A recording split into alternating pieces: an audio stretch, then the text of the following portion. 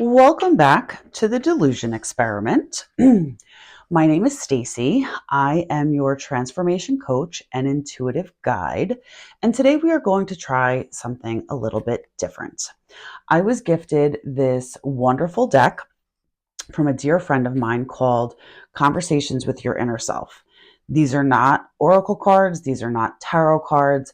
These are cards that are meant to be used if you're on a healing journey, if you're looking for growth, if you're trying to get to know yourself better. These cards sort of allow us to ask ourselves some difficult questions.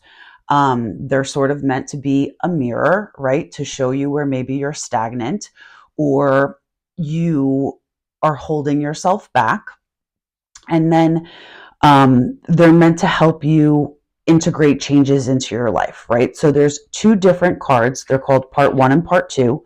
Part 1 helps you to identify something that may be holding you back. And then part 2 is called integrating, where it helps you to integrate a solution, right? Or maybe it potentially gives you an answer to what is holding you back and why it is holding you back. So we're going to pull a couple of these cards and see what we get. Okay, starting with the identifying deck, we have censorship.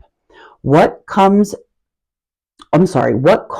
you to conceal or censor yourself? So let's dive into this a little bit. And I'm going to share a little bit of my personal journey, particularly with reading these cards. So censorship. I don't know if a lot of people would say that they censor themselves, but I can tell you that through my growth and healing journey, I have absolutely censored myself for the majority of my life. So what does that look like? For me, I have been intuitive. I have been a channel. I have known things that there was no way for me to possibly know since I was a kid. I am the only person in my family who has these abilities. My mom never stifled that. She always encouraged it. My mom used to go to psychic fairs at the mall in the 80s.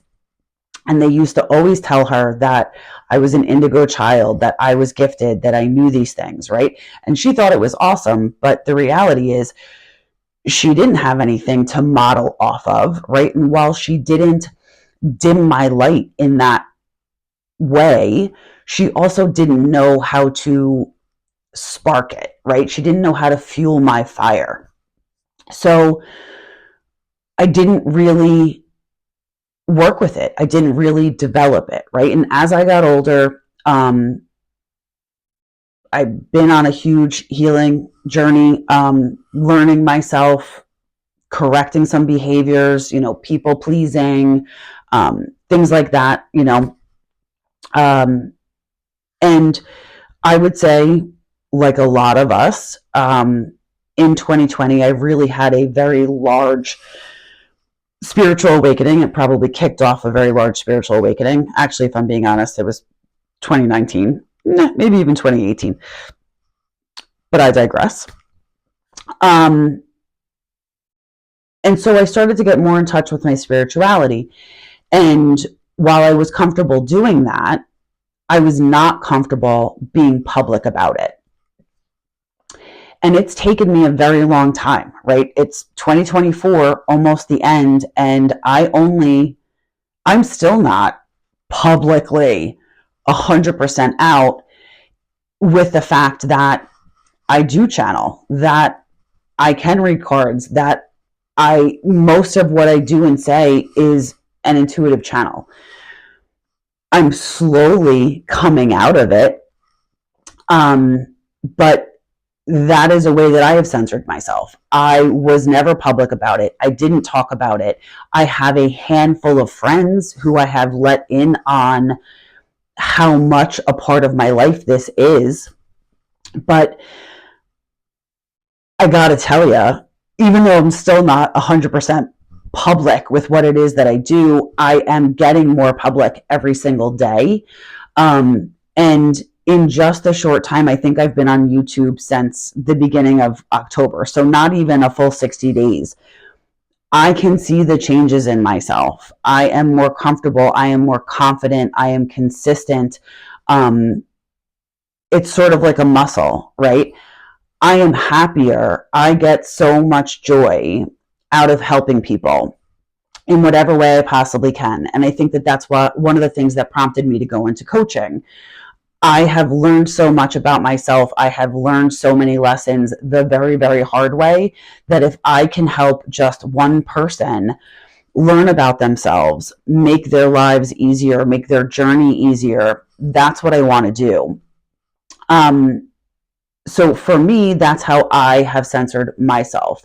And what I would ask you is, can you think of ways that you censored yourself currently, in the past? How has it changed you? How has it affected you? Okay, so now we're going to pull a card for part 2, which is integrating. And I honestly haven't played with these cards all that much, a little bit here or there. Okay. So we're gonna flush it out together, guys. Okay, so card 2, integrating, rejection. How have you experienced rejection? How can you show rejected parts of yourself love and acceptance? So what I think is really funny, and it's not funny, and this is the universe doing its thing, but if I ask myself why I censored myself for so long, it was rejection. Now, up until 5 years ago, right, if you were into spirituality, crystals, cards, meditation, etc., like for a very long time, like you were looked down upon. For many reasons, right? And I think that a lot of them, for me anyway, maybe not for everybody, are a little bit more evident now, that so many people are evolving, so many people are open to spirituality and incorporating it into their daily lives. But I think that because spirituality, and let's just call it woo, was so looked down upon, that I was afraid of being rejected by the people that I loved and respected. And the reality is, what I've learned, my growth and healing journey, is that the only person's opinion that matters is my own. And if I continue to censor myself, what I'm really doing is rejecting myself. So I'm going to ask you, can you draw the same parallel? Do you feel that in the ways that you may have censored yourself, were you rejecting yourself? You know, we're all going to have different reasons and different ways that we censored ourselves, but these are great questions to ask yourself. For me, I've experienced rejection in a lot of ways. I was overweight as a kid. I still struggle with my weight. And you know, kids are mean, man. They will reject you for looking different, for acting different. And I think that all that we want as human beings is to fit in.